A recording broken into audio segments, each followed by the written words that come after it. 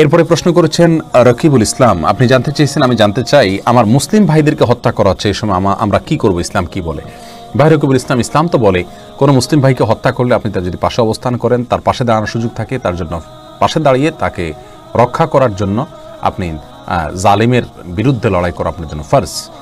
আর যদি আপনি তার পাশে না থাকেন এবং তার পাশে দাঁড়ানোর সুযোগ না থাকে, যেমন আজকের পৃথিবীতে যে বিশ্বায়নের এই যুগে আমরা দেখছি যে অনেকগুলো বর্ডারে আমরা বন্দী, এমত অবস্থায় আমরা চাইলেই তাদের পাশে দাঁড়াতে পারছি না।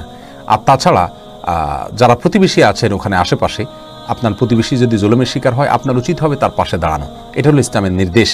আমরা যেহেতু প্রতিবেশী হলেও এমন প্রতিবেশী যে প্রতিবেশী আমরা তাদের পাশে দাঁড়াতে পারছি না, অতএব আমরা তাদের জন্য আল্লাহ সুবহানাহু ওয়া তাআলার কাছে দোয়া করব এবং সেই সাথে আমাদের সাধ্যের সবটুকু দিয়ে এই জঘন্য কর্মের আমরা নিন্দাবাদ করব, প্রতিবাদ করব এবং যেভাবে যেভাবে তাদের সহায়তা করা যেতে পারে বৈধ উপায়ে সেগুলো আমরা অবলম্বন করব। আল্লাহ তাআলা তৌফিক দান করুন।